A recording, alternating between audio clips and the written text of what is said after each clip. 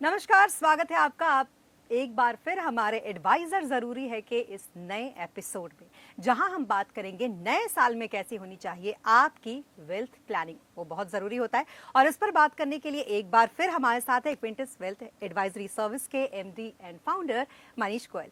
Manish sir, thank you so much हमारे साथ एक बार फिर इस शो पर जुड़ने के लिए। किसी को फाइनेंशियली अगर अपना कुछ प्लानिंग करना है तो आपको लगता है कि 2026 में उसको अपनी शुरुआत कर देनी चाहिए, और अगर करनी चाहिए तो कहाँ से शुरू करना चाहिए? तो Smita ji, thank you so much for inviting me on this show.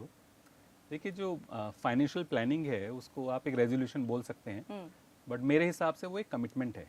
तो उसको आप कमिटमेंट की तरह देखेंगे तो शायद ज़्यादा अच्छी बात है, बिकॉज वो जो फाइनेंशियल प्लानिंग है वो आपकी जो रिटायरमेंट प्लानिंग है उसको सॉल्व करता है, जो आपका वेल्थ क्रिएशन है उसको सॉल्व करता है, और जो भी आपने अपनी पूरी लाइफ के लिए फाइनेंशियल गोल्स बनाए हुए हैं उनको मीट करने में आपकी मदद करता है। तो वो रेजोल्यूशन या वो कमिटमेंट आप कभी भी बना सकते हैं। बट जो नया साल होता है उसमें बहुत सारे लोग, बहुत सारे, एज यू राइटली सेड, कि वेट लॉस करने को लेके या बाकी बहुत सारे लोग बहुत सारे रेजोल्यूशन बना रहे होते हैं। तो वो भी अच्छा समय है कि आप financial planning as a resolution को उस टाइम पे बना लें। अब उसमें दो तीन बातों का अगर आप ध्यान रखेंगे तो उसका बहुत अच्छा रिजल्ट आपको मिलेगा। सबसे पहले आप अपनी इनकम को और अपने एक्सपेंस को बहुत क्लियरली डिफाइन कर लें कि मेरी क्या इनकम है, क्या एक्सपेंस है। दूसरा, जितनी भी क्लैरिटी आपको अपने फाइनेंशियल गोल्स को लेके आज की डेट में है, विद टाइम वो बदलते रहेंगे, आपकी इनकम भी बदलती रहेगी, वो अलग बात है। जो भी क्लैरिटी आपको आज की डेट में है, वो सारे गोल्स को आप बहुत अच्छे से लिख लें, और फिर एक फाइनेंशियल प्लानर से मिलें जो आपको आपके गोल्स, आपकी इनकम, आपके एक्सपेंसेस को ध्यान में रख के बहुत अच्छा प्लान बना के देगा। और आपका सारा ध्यान होना चाहिए डिसिप्लिन पे। क्योंकि अगर आपने शुरुआत कर ली, रेजोल्यूशन बना लिया, प्लानिंग भी हो गई, बट अगर आपने डिसिप्लिन फॉलो नहीं किया तो उस प्लान का बहुत अच्छा रिजल्ट नहीं आएगा। बिल्कुल। तो आप उसको रेजोल्यूशन समझ के करें या कमिटमेंट समझ के करें। जो साल की शुरुआत है वो बहुत अच्छा समय है ऐसा कोई स्टेप लेने के लिए। बिल्कुल, और ये डिसिप्लिन के साथ शुरुआत करने के लिए। और मुझे याद है मनीष जी, हमने शायद हर एक एपिसोड में इसकी बात की है कि आपका कमिटमेंट और आपका डिसिप्लिन ही आपको इस मार्केट में पैसा बना बहुत जरूरी है। बिल्कुल। बहुत तो इसीलिए मैं चाहूंगी कि आप थोड़ा इस पर भी बात कर लेते हैं कि अगर म्यूचुअल फंड में वाकई में आपको वेल्थ एक बहुत अच्छी क्रिएट करनी है तो सबसे ज्यादा मायने आपका माइंडसेट रखता है, आपका एसेट एलोकेशन रखता है, डिसिप्लिन रखता है, और कौन कौन से फैक्टर्स हैं जो सबसे इंपॉर्टेंट होते हैं?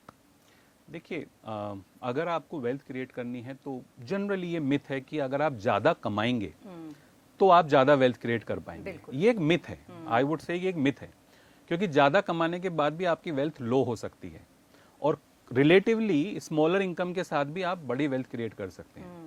तो ज्यादा कमाने के बाद भी वेल्थ लो हो सकती है। कैसे? अगर आपके एक्सपेंसेस कंट्रोल में नहीं है, कि आपने कमाई करी, जो हर आदमी का फंडामेंटल राइट है। ज्यादा कमाना, ज्यादा कमाने के बारे में सोचना तो बहुत अच्छी बात है, हर आदमी का फंडामेंटल राइट है, बट उसके साथ आपको अपने एक्सपेंसेस को भी कंट्रोल में रखना चाहिए। अदरवाइज ज्यादा कमाने के बाद भी आप बहुत बड़ी वेल्थ क्रिएट नहीं कर पाएंगे। दूसरा, आपको ध्यान रखना चाहिए कि आप जो इनकम है वो आपकी किस तरीके की है। अगर आप बहुत पैसा कमा रहे हैं बट आप इन्फ्लेशन से ऊपर के रिटर्न अर्न नहीं कर पा रहे, हमारी कंट्री में 4-5-6% का इन्फ्लेशन है, तो आपकी जो इनकम है या आपकी जो इन्वेस्टमेंट्स हैं वो आपको उससे ऊपर के रिटर्न देनी चाहिए। वो संभव है अगर आप थोड़ा सा उस तरीके के एसेट क्लास को प्रीफर करेंगे जहां हायर रिटर्न लॉन्ग टर्म में बन सकते हैं। इंसान ऐसा नहीं सोच पाता, वो कमाने में बिजी रहता है, और उसका लेना देना आप उसको माइंडसेट से बोल सकते हैं, बट मैं उसको थोड़ा लैक ऑफ अवेयरनेस से बोलूंगा। बिकॉज हमारी सोसाइटी में बोल लीजिए, हमारे एजुकेशन सिस्टम में बोल लीजिए, हमारी फैमिलीज में बोल लीजिए, वहाँ पे ज़्यादा इनकम को लेके या ज़्यादा कमाने को लेके बहुत ज़्यादा लोगों को एजुकेट किया जाता है। लेकिन उस पैसे को कैसे ग्रो किया जाए, उसको वेल्थ में कैसे कन्वर्ट किया जाए, उस बात को लेके बहुत ज़्यादा ऐसी एजुकेशन नहीं है या ऐसी बातचीत जनरली स्पीकिंग फैमिलीज में नहीं होती। तो उसको मैं माइंडसेट से ज़्यादा बोलूँगा वो अवेयरनेस। तो धीरे धीरे वो अवेयरनेस आ भी रही है, एंड उसको ही हम इफ आई में से एडवाइजर जरूरी के तहत उसको ही प्रमोट करने में लगे हुए हैं कि आप थोड़ा सा इस बारे में सोचिए, अपना माइंडसेट बदलिए। जो भी आप इनकम, चाहे आप कम कमा रहे हैं, ज़्यादा कमा रहे हैं, आप उसको इन्वेस्ट करिए। अपना माइंडसेट अगर बदलेंगे, उसके बाद एलोकेशन बहुत ज़रूरी है कि आपके जो गोल्स हैं उनको ध्यान में रख के आपका किस एसेट में कितना एलोकेशन होना चाहिए, उस बात का ध्यान रखिए। एंड सबसे ज़रूरी बात, तीसरी बात जो मैंने अभी 2 मिनट पहले बोली, डिसिप्लिन। क्योंकि डिसिप्लिन के बिना आप कितना भी कमा लें, कितना भी फाइनेंशियल प्लान बना लें, किसी भी एसेट क्लास में इन्वेस्ट कर लें, अगर डिसिप्लिन नहीं है तो बहुत अच्छे रिजल्ट नहीं आ पाएंगे। बिल्कुल। और इस डिसिप्लिन के साथ अगर मैं इसमें ये जोड़ूं कि मान लीजिए मेरी या किसी की भी इनकम 25 से 30 लाख है और वो बहुत चाहता है कि डिसिप्लिन के साथ वो इसमें इन्वेस्टमेंट करेगा म्यूचुअल फंड में, तो फिर उसके लिए एक सूटेबल प्लान क्या होना चाहिए, स्ट्रैटेजी क्या होनी चाहिए? दूसरा, एक वो होते हैं जो बिल्कुल स्क्रैच से शुरू करते हैं, उनको आज से बिल्कुल इन्वेस्टमेंट शुरू करना है, उनके कुछ अपने गोल हैं जिसके लिए उनको इन्वेस्टमेंट करना है। इन दोनों को अपनी अपनी प्लानिंग कैसे करनी चाहिए? देखिए, जो फाइनेंशियल प्लानिंग का या इन्वेस्टमेंट्स का जो बेसिक फ्रेमवर्क है वो नहीं बदलता। अगर आपकी इनकम 20-25 लाख है या आपका इन्वेस्टेबल सरप्लस 20-25 लाख है, या आप स्क्रैच से शुरू कर रहे हैं या आपकी इनकम लो है, तो जो फाइनेंशियल प्लानिंग का, इन्वेस्टमेंट्स का बेसिक फ्रेमवर्क है वो नहीं बदलता। आउटकम अलग अलग हो सकता है। तो अगर आप छोटे इन्वेस्टमेंट से शुरू कर रहे हैं या आपके पास low investable, relatively lower investable surplus है, तो आपका आउटकम अलग होगा। किसी के पास 20-25 लाख की इनकम है या उस तरीके का इन्वेस्टेबल सरप्लस है, तो आउटकम अलग होगा। किसी के पास 1 करोड़, 2 करोड़, 10 करोड़ है, तो आउटकम अलग होगा। राइट, वो आउटकम अलग अलग होगा, फ्रेमवर्क नहीं बदलता। इसमें होगा क्या कि आप उन सब बातों में ज्यादा चिंता ना करें कि मेरी इनकम कम है या इन्वेस्टेबल सरप्लस कम है, उन सब बातों की चिंता ना करें।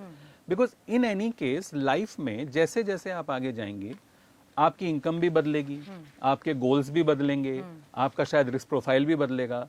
तो वो जो फाइनेंशियल प्लानिंग है या इन्वेस्टमेंट का जो स्टाइल है, उसको टाइम टू टाइम थोड़ा थोड़ा चेंज होना पड़ेगा, जिसमें एक एडवाइजर, एक अच्छा एडवाइजर या एक प्लानर आपकी बहुत मदद कर सकता है। बट अगर आप ये सोचेंगे कि मैं बहुत बड़ा इन्वेस्टेबल सरप्लस रेडी कर लूं, पहले मैं ज्यादा इनकम अर्न कर लूं, उसके बाद ही मैं इन्वेस्टमेंट शुरू करूं, तो जो कंपाउंडिंग का एडवांटेज है आप वो खो देंगे।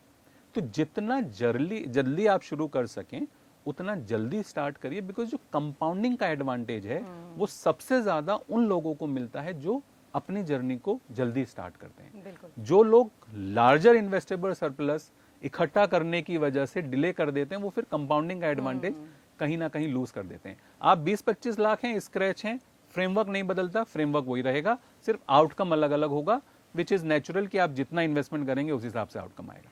अब ये तो हमने बात कर ली कि आपकी इनकम जैसी है उस तरीके से आप इन्वेस्टमेंट करने का सोचिए। अब थोड़ा सा लाइफ के स्टेजेस में कैसे कैसे इन्वेस्टमेंट करना उसकी बात करते हैं। तो 6 स्टेजेस होते हैं if I am not wrong. तो पहला तो आप जब पहली सैलरी आपकी हाथ में आती, उसके बाद जब आप शादी करते हैं, जब आपके बच्चे होते हैं, फिर उनका एजुकेशन होता है, फिर उसके बाद रिटायरमेंट होता है, आजकल लोग ट्रैवल भी ऐड कर रहे हैं। तो ये सारे ही स्टेजेस के लिए किस तरीके से प्लानिंग करनी चाहिए आपके हिसाब से, और एडवाइजर कितना जरूरी होता है उस दौरान भी, ये प्लानिंग के दौरान?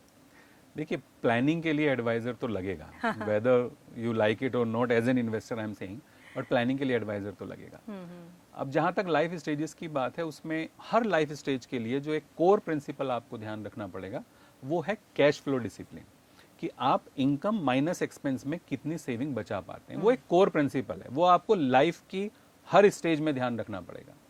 अदरवाइज लाइफ की अलग अलग स्टेजेस में जो 2-3 बातों का आपको ध्यान रखना चाहिए या जो बहुत जरूरी है ध्यान रखना, उसमें पहला है एसेट एलोकेशन, कि आप अगर एक रिलेटिवली यंगर एज में इन्वेस्टमेंट कर रहे हैं और जिम्मेदारियां कम हैं, या आप इनकम की स्टेबिलिटी को लेकर ज्यादा श्योर हैं, फर्म है, तो आप एसेट एलोकेशन थोड़ा ऐसा रख सकते हैं जहां आपको लॉन्ग टर्म में हायर रिटर्न मिले, या उसको सिंपल भाषा में बोलूं तो थोड़ा रिस्क एसेट्स उनको बोलते हैं, उसमें आपकी इन्वेस्टमेंट ज्यादा हो सकती है, रिलेटिवली ज्यादा हो सकती है। जैसे जैसे आप लाइफ की आगे की स्टेजेस में जाएंगे, आपके ऊपर जिम्मेदारियां बढ़ेंगी, उस हिसाब से वो थोड़ा एसेट एलोकेशन आपको रिवाइज करने की जरूरत पड़ सकती है। तो उस बात का बहुत ध्यान रखना चाहिए कि मैं लाइफ की किस स्टेज में हूं और उसके हिसाब से मेरा एसेट एलोकेशन कैसा कैसा होना चाहिए। उसमें आपको एडवाइजर या प्लानर बहुत हेल्प करेगा। दूसरी बात है प्रोटेक्शन फर्स्ट माइंडसेट। अब प्रोटेक्शन फंड से मेरा क्या मतलब है कि आपको हमेशा लाइफ के किसी भी स्टेज में एक इमरजेंसी फंड बोल लीजिए या उस तरीके का फंड बोल लीजिए रखना चाहिए कि जो अगर कहीं इनकम में कोई गैप आया, अगर कहीं कोई ऐसी बात हुई तो वो आपको सपोर्ट दे। अब वो जो प्रोटेक्शन फर्स्ट माइंडसेट है, इमरजेंसी फंड वाला, उसकी अवधि अलग अलग होगी लाइफ की अलग अलग स्टेजेस में। अगर आप लाइफ की अर्ली स्टेज में हैं तो शायद वो एक छोटी अवधि का भी इमरजेंसी फंड ठीक है।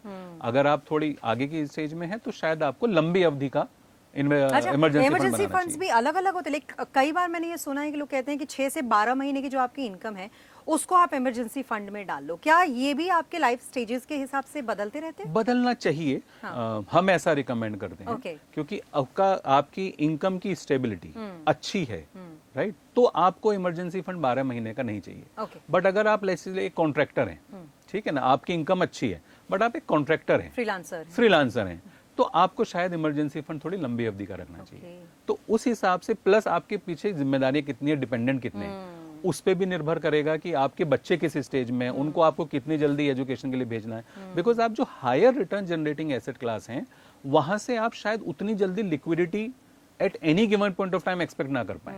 तो वो थोड़ा थोड़ा फर्क पड़ेगा। लाइफ की हर स्टेज में इमरजेंसी फंड का रोल है, बट थोड़ा फर्क पड़ेगा। प्लस हेल्थ इंश्योरेंस या टर्म इंश्योरेंस, उसका माइंडसेट बहुत जरूरी है कि आपकी जैसे जैसे लाइफ की स्टेज आगे जाएंगी वैसे वैसे हेल्थ इंश्योरेंस और टर्म इंश्योरेंस की रिक्वायरमेंट चेंज होगी।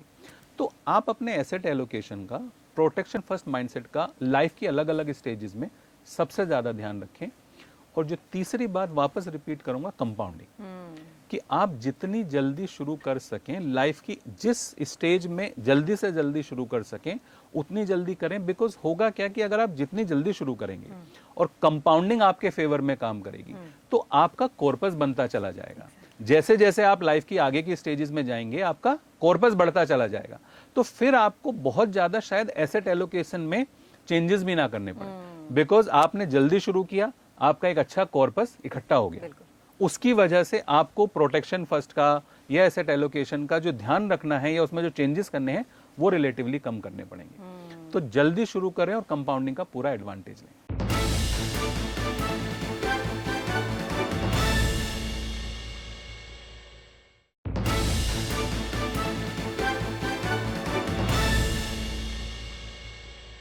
बड़ा अच्छा आपका मार्केट का फ्रेज है, time in the market beats timing. क्या आपको लगता है 2026 में ये रेलेवेंट होगा? ये तो हमेशा रिलेवेंट है।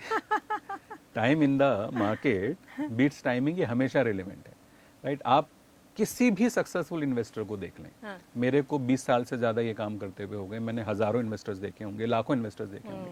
आप किसी भी सक्सेसफुल इन्वेस्टर्स को देख लें, कभी भी किसी ने टाइमिंग के द्वारा बहुत बड़ा वेल्थ क्रिएट नहीं किया। कुछ इन्वेस्टर्स ऐसे रहे हैं जिन्होंने अपने इन्वेस्टमेंट पोर्टफोलियो को, ट्रेडिंग पोर्टफोलियो को अलग अलग रखा है, बट जो इन्वेस्टमेंट पोर्टफोलियो है जहां टाइमिंग नहीं हो सकती, वेल्थ क्रिएशन पोर्टफोलियो उसी को बोला जा सकता है, राइट।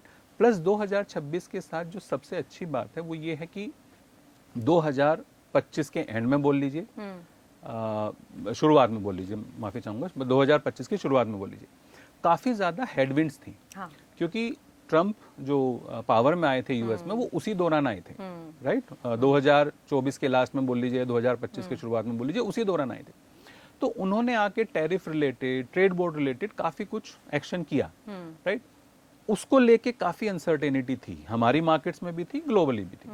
उसके अलावा जो इन्फ्लेशन को लेके, इंटरेस्ट रेट को लेके, लिक्विडिटी को लेके भी थोड़े थोड़े कंसर्न्स थे। और जो ईपीएस है, जो अर्निंग पर शेयर है या कॉर्पोरेट अर्निंग है, उसको लेके भी थोड़े कंसर्न्स थे। बिकॉज धीरे धीरे पिछले 1-2 क्वार्टर में 2024 के सितंबर के बाद वाले क्वार्टर्स में थोड़ा थोड़ा अर्निंग का डाउनवर्ड रिवीजन हुआ था। तो आप होपफुल हैं 2026? ये सब जो प्रॉब्लम्स थी जिनको मैं हेडविंड्स बोल रहा हूँ, ये अब सब टेलविंड्स में बदल गई हैं। अब ट्रेड वॉर को लेके अगर कभी भी जब भी कोई अनाउंसमेंट आएगा तो उससे हमारे मार्केट्स काफी स्ट्रॉन्ग चांसेस हैं कि पॉजिटिवली रिएक्ट करेंगे। अभी अर्निंग पर शेयर का जो डाउनवर्ड रिवीजन था वो लाइकली अपवर्ड रिवीजन में कन्वर्ट हो गया और अगले साल की अर्निंग ग्रोथ काफी अच्छे रहने की एक्सपेक्टेशन है। गवर्नमेंट जो लिक्विडिटी बढ़ाने को लेके बहुत एक्शन ले रही है, राइट। इंटरेस्ट रेट्स भी कम हुए हैं, जीएसटी रेट्स भी कम हुए हैं, इनकम टैक्स में भी एडवांटेज दिए गए हैं। वो सब इसलिए दिए गए हैं कि लिक्विडिटी सिस्टम में ज्यादा है और कंजम्पशन को ज्यादा बूस्ट मिले। तो कंसीडरिंग ये सारी जो हेडविंड्स थी पिछले साल में, ये अब टेलविंड्स में बदल गई हैं। 2026 को लेके कोई भी इन्वेस्टर बहुत ज्यादा श्योर होके या कॉन्फिडेंट होके इन्वेस्टिंग कर सकता है। एक साल की इन्वेस्टिंग कभी भी नहीं करनी चाहिए, बट 2026 को आप एक गुड स्टार्टिंग पॉइंट जरूर बना सकते हैं।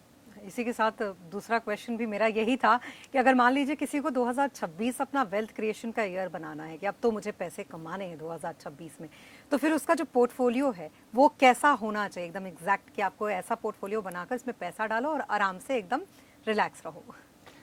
देखिए, रिलैक्स होने के लिए तो सबसे पहले आपको माइंडसेट पे काम करना पड़ेगा, जो हमने बात बोली, बिकॉज ये मार्केट्स में या इक्विटी में थोड़े थोड़े अप्स एंड डाउन्स तो चलते रहेंगे। तो अगर आपको रिलैक्स होना है तो सबसे पहले तो आपको, अगेन मैं उसको कमिटमेंट बोलूंगा, एक कमिटमेंट लेना पड़ेगा कि आप लॉन्ग टर्म के लिए इन्वेस्टिंग करेंगे।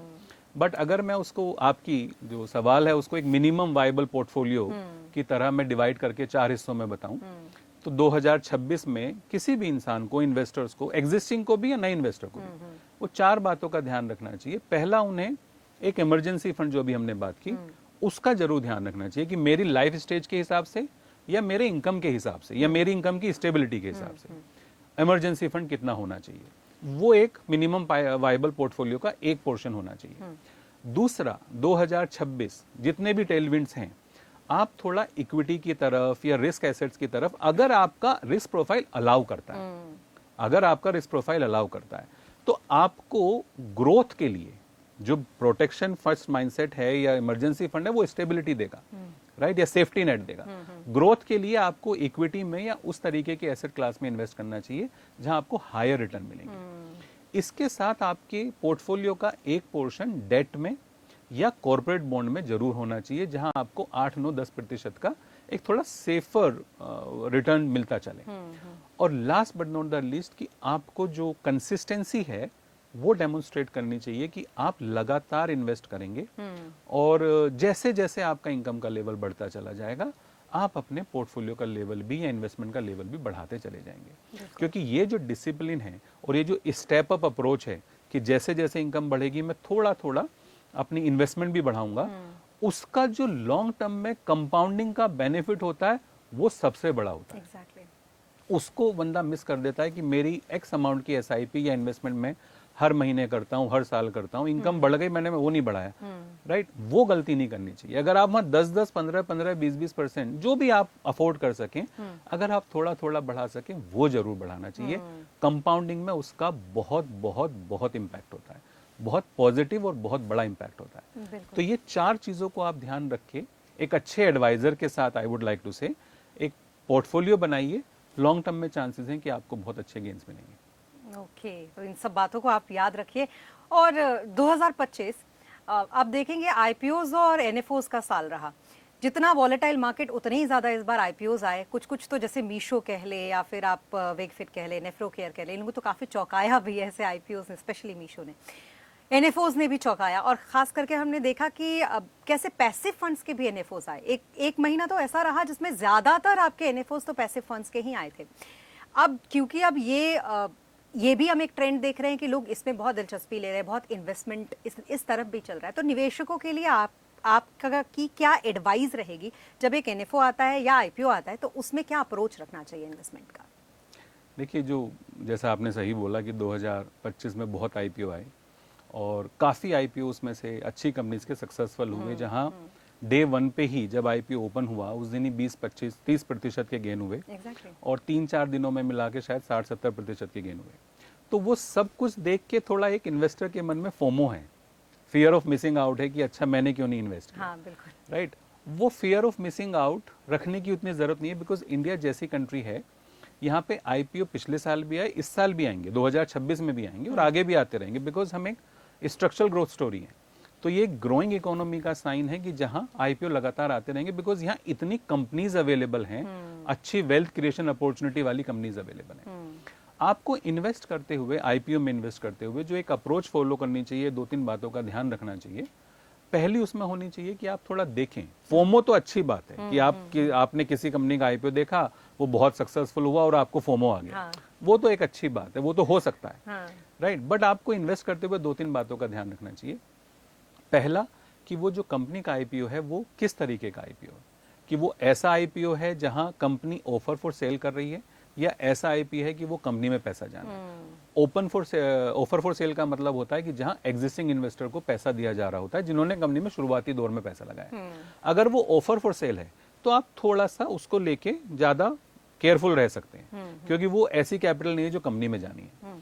दूसरा, आईपीओ की प्राइसिंग बहुत मैटर करती है, कि कुछ कंपनियां ऐसी होती हैं, उनके आईपीओ ऐसे होते हैं जहां हम अपनी लैंग्वेज में बोलते हैं कि वो फेयरली प्राइस्ड होते हैं, और कुछ थोड़े रिचली प्राइस्ड होते हैं, राइट।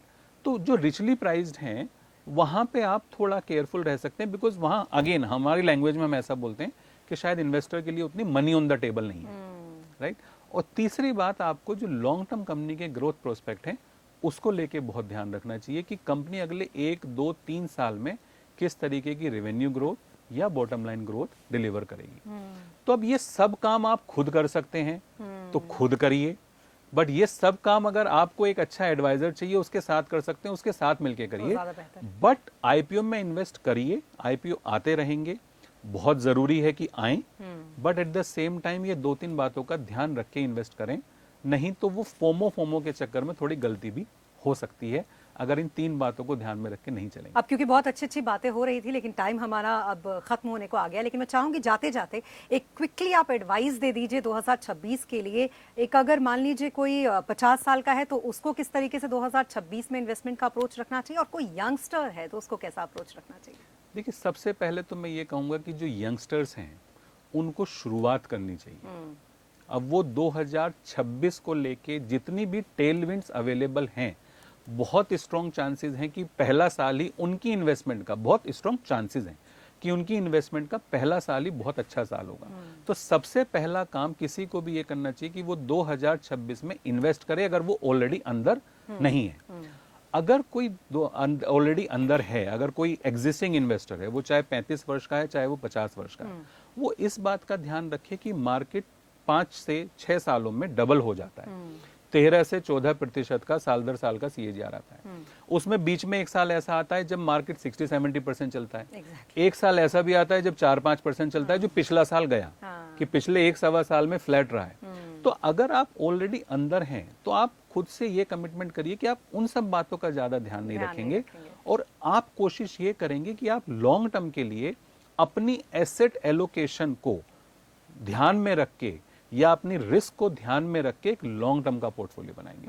आप 35 वर्ष के हैं तो आपके पास चांसेस हैं कि आप ग्रोथ वाली कंपनीज का या ग्रोथ को लेके ज्यादा एग्रेसिव हो सकते हैं, if that is the word I can use, कि जहां आप ऐसा सोच सकते हैं कि भाई मेरा ज्यादा जो इन्वेस्टमेंट है वो थोड़ा ग्रोथ की तरफ रहे। आप 50 वर्ष के हैं तो थोड़ा आपको शायद, जो मैं प्रोटेक्शन फर्स्ट माइंडसेट की बात कर रहा था या एसेट एलोकेशन की बात कर रहा था, थोड़ा वहां केयरफुल रहने की जरूरत पड़ सकती है, राइट। बट ग्रोथ को लेके और प्रोटेक्शन को लेके साथ में चलेंगे तो 2026 पूरे चांसेस हैं कि एक बहुत अच्छा साल किसी भी इन्वेस्टर के लिए बनेगा। थैंक यू सो मच हमारे साथ इस शो पर जुड़ने के लिए, थैंक यू सो मच। और इसीलिए कहते हैं एडवाइजर जरूरी है, और इसीलिए नए साल पर जो एडवाइस आपको मिली है उसके हिसाब से आप अपना जो प्लान है वो बना सकते हैं, और उस प्लान के हिसाब से चलते हुए बहुत बड़ा और बहुत अच्छा एक वेल्थ क्रिएशन भी कर सकते हैं।